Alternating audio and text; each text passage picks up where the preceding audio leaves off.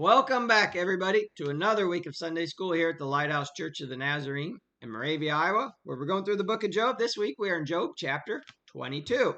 Now, before we start, one thing I want to address that we can learn from the book of Job is that serving God will not make us immune from life's problems. Job was a righteous man, served God, did everything right, and he still had problems, but his problem was that God was actually using Job to silence the devil. But some people think that, well, if I just give my life to Jesus, he'll take away every problem I have and everything will be perfect and I'll have a life filled with nothing but comfort and ease. The Apostle Paul actually addressed this. It's in 1 Timothy 6:5, where he talks about people who think that godliness is a means of gain. And he says, from such people, stay away. Now, some people are actually motivated more by wealth and comfort than they are by serving God. And some people actually try to spread the gospel this way, like just give your life to Jesus and everything will be perfect. But the problem is, if we try to spread Christianity with that attitude, when the tough times do come, people won't be prepared for them and they'll fall away. They'll think, wait, I thought all my problems were going to be taken care of when I gave my life to Christ. What's going on now? So let's say this. Yes, there are many blessings we get in this life from following Jesus. But the main blessings we have our peace, and knowing that our eternity is set, that our names are written in the Lamb's Book of Life. We follow Jesus because he is God and because we owe him everything, not to have lives of comfort and ease. So this week, we're in chapter 22. We're going to hear from Eliphaz speak. Now, we can think in the book of Job, this is kind of like round 3. All the friends in Job have had a chance to talk. They did it again, and now they're going to do it this third and final time. So Eliphaz has actually spoken twice already. He spoke once in chapter 4, I believe, and chapter 15, and then we're going to hear from him for the third and final time today, and we'll never hear from Eliphaz again. So it's interesting. Each time Eliphaz has spoken, he's gotten a little bit worse. And this week in chapter 22, he's actually going to start accusing Job of specific sins, but they're sins of which he has no basis of knowing or thinking that Job could be committing these things. So, we're in Job chapter 22. Let's get out our Bibles and let's follow along. Job chapter 22, verse 1. Then Eliphaz the Temanite answered and said, can a man be profitable to God, though he who is wise may be profitable to himself? I think Eliphaz is actually accusing Job of pride right here. I think Eliphaz is saying, Job, you really think you're something. Now, some people do have this attitude like, boy, am I just a great servant of God. You know, God saved me and boy, did he get a good deal. God, you sure are lucky that I chose you. This is not the attitude to have. The attitude that we should have towards serving Jesus, I find it in Luke chapter 17, which is the parable of the unprofitable servant. One of my favorite parables. I'm going to read it for you. It's Luke chapter 17. I'll start in verse 7. And this is Jesus talking. He says, and which of you, having a servant plowing or tending sheep, will say to him when he has come in from the field, come at once and sit down to eat? But will he not rather say to him, prepare something for my supper, and gird yourself and serve me till I have eaten and drunk, and afterward you will eat and drink? Does he thank that servant because he did the things that were commanded of him? I think not. So likewise, when you have done all these things which you are commanded, say, we are unprofitable servants. We have only done what was our duty to do. Now, this is the attitude that we need to have when it comes with God, that he has done so much for us that there's nothing we could ever do to repay him. We serve God out of gratitude. It's a privilege to serve him. He owes us nothing and we owe him everything. No matter what we've done, yes, our reward is in heaven, but we're unprofitable servants. We were only doing what we were asked to do. Charles Spurgeon, he had a great quote about this. He said, growing saints think that they are nothing, think of themselves as nothing. Grown saints think of themselves as less than nothing. I think that's a great quote. Let's keep reading here. Back to Job chapter 22, verse 3. Is it any pleasure to the Almighty that you are righteous? Or is it gain to him that make your ways blameless? Now, this is actually, Eliphaz does speak some truth here. Our actions can bring both joy and sorrow to God. Hebrews 11:5, when it's talking about Enoch, says that Enoch had this testimony that he pleased God. We all should have this testimony that our actions, that we please God. Psalm 37:23 tells us that God delights in the ways of a righteous man. Now, Job was a righteous man. Remember, Job was so righteous that God was using him and his life to silence the devil. Let's keep going here. Verse 4. Is it because of your fear of him that he corrects you and enters into judgment with you? Is not your wickedness great and your iniquity without end? Well, wait a second here. Eliphaz is now accusing Job of being wicked, and he's saying your iniquity is without end.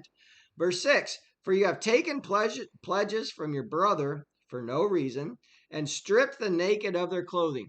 Now Eliphaz is actually starting to name specific sins. Now, there's no evidence for these sins, but Eliphaz is going to accuse him of them anyway. What did Jesus tell us in the Sermon on the Mount? Judge not that you be not judged. We never know what is going on in somebody else's life. Remember what God told Samuel when they were trying to pick the next king. He says that man looks at the outward appearance, but God knows the heart. Eliphaz and all the friends and all the bystanders just see the outward appearance and think they know everything. But God knows the heart. We can think about that for ourselves also. God knows the truth. God knows what's going on. Going back to Eliphaz here. You and I have to be very careful that we don't try to draw conclusions about matters that we know nothing about. So that's what Eliphaz is doing here. Let's keep going here. Verse 7. Remember, he's naming specific sins here. You have not given the weary water to drink. You have withheld bread from the hungry. But the mighty man possessed the land, and the honorable man dwelt in it. You have sent widows away empty, and the strength of the fatherless was crushed. Now, to a man with wealth and possessions like Job was, one of the worst sins would be neglecting the needy and oppressing the poor and neglecting widows. Now, this is what is known as the sin of omission. Remember, there's two types of sins. Sins of omissions, things you don't do, and sins of commission, the sins you commit. Throughout Scripture, God shows great concern for the poor, and he expresses anger at those who exploit them. In Matthew chapter 25, we have the story of the great and final judgment when Jesus separates the sheep and the goats. And he says, come, you blessed of my Father, inherit the kingdom prepared for you from the foundation of the world. For I was hungry, and you gave me food. I was thirsty, and you gave me a drink. I was a stranger, and you clothed me. I was naked and in prison, and you visited me. And they said, wait, when did we do all these things? And Jesus said, when you did it to the least of these, you did it to me. But then he says, depart from me, you cursed, into the everlasting fire prepared for the devil and his angels. For I was hungry, and you gave me no food. I was thirsty, and you gave me a drink. I was a stranger, and you did not take me in. I was naked, and you did not clothe me. And they say, wait, when did we see you all these things and not do them to you? He says, when you did not do it to the least of these, you did not do it to me.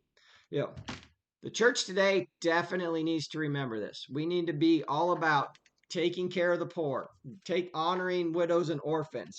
It's interesting. The Bible actually tells us that God specifically has great concerns for orphans and widows. It's Psalm 68:5, which says about God, a father of the fatherless and a defender of widows.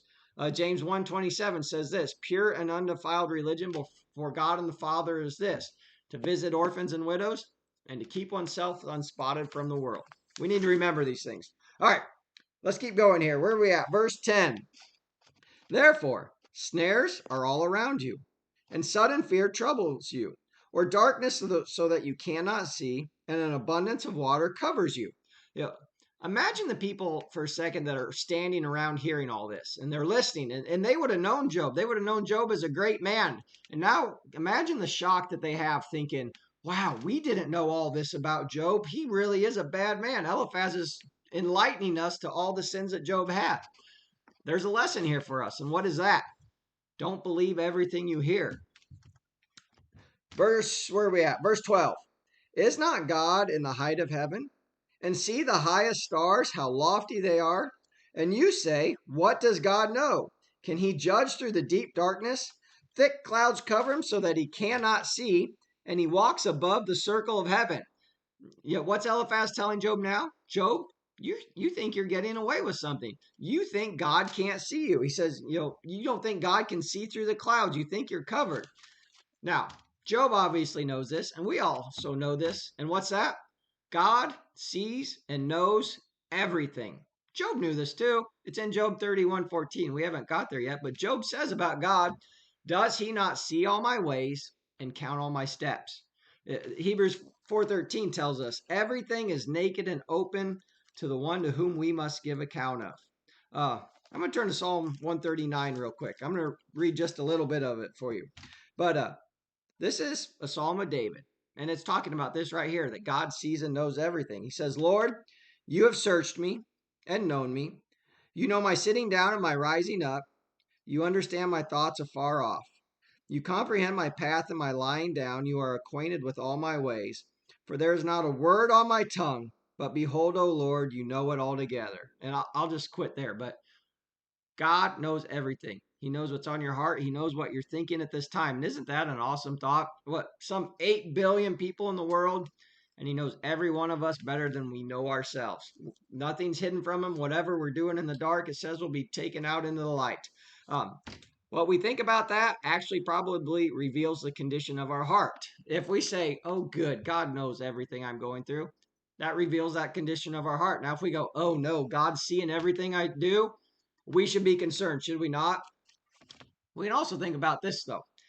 If God knows everything about us, he also knows what's best for us, and he can guide us in that direction. So we should take comfort that God knows everything about us and knows us better than we know ourselves. All right, let's keep reading here. Verse 15. Will you keep to the old way, which wicked men have trod, who were cut down before their time, whose foundations were swept away by the flood? What's Eliphaz saying, Job? You're on the same path that destroyed the entire human race except 8 people. He's talking about the great flood there. Verse 17. They said to God, depart from us. What can the Almighty do to them? Yet he filled their houses with good things. But the counsel of the wicked is far from me. Verse 19. The righteous see it and are glad, and the innocent laugh at them. Surely our adversaries are cut down, and their fire consumes them. Verse 21. Now acquaint yourself with him and be at peace. Thereby good will come to you. Now, I like how the New Living Translation takes this. Instead of acquaint yourself with him, says submit to God. The Bible tells us that we should submit to God. The book of James 4:7. Therefore, submit to God, resist the devil, and he will flee from you. Now, what does it mean to submit to God? It means we should stop fighting against God and just accept whatever he has for us. So many people won't submit to God. They think, well, I'm going to do what I want to do. It's my life. But submitting God, it means to humble ourselves. And submission to God is the only way to have peace. The interesting thing is, Job had done this. We've said it already, Job 13:15. Job said, though he slay me, yet will I trust in him. That's the attitude we need to have.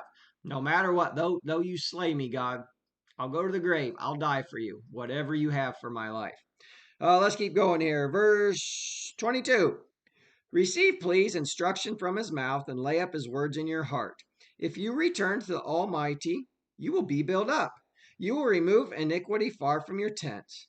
Then you will lay gold in your dust and the gold of Ophir among the stones of the brook. This gold of Ophir here, or Ophir, I don't even know how to pronounce it. We actually find this all throughout the Bible. The thing is, nobody knows where this Ophir is. It talks about King Solomon. If you go to 1 Kings 9:28, he talks about how he received gold of Ophir. Nobody knows where it is. We do know that King Solomon's trading ships went out for 3 years before they came back. So we have to think it's probably a long ways away. Isaiah 13:12 is another place that talks about the gold of Ophir. Nobody knows where it is. India, Australia, South America, some people think. But we do know that somebody back then knew that there was a lot of gold in this certain spot. Surprised treasure hunters don't go looking for it when they see stuff like this in the Bible. Let's keep going here. Verse 25. Yes, the Almighty will be your gold and your precious silver. For then you will have your delight in the Almighty and lift up your face to God. You will make your prayer to him, and he will hear you, and you will pay your vows. You will also declare a thing, and it will be established for you. So light will shine on your ways. Verse 29. When they cast you down and you say exaltation will come, then he will save the humble person.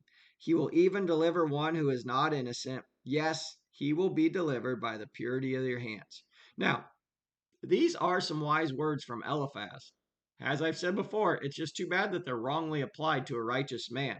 And these are the ends of the word of Eliphaz. We won't hear from him anymore in this book. Now, one last thought I want to leave us with here today is I do think personally that Job's friends actually do care about him. And I think that they actually do think that their words are helping him. But what are they really doing? They're really just hurting him. So I think his friends did care. They just weren't very good friends, I guess I would say. I'll leave us with that. Next week, we're going to hear from Job, and we're going to hear from Job for quite a few chapters here, right in a row. So I hope you enjoyed it. I hope you learned something, and I'll see you the same time, same place next week. Bye.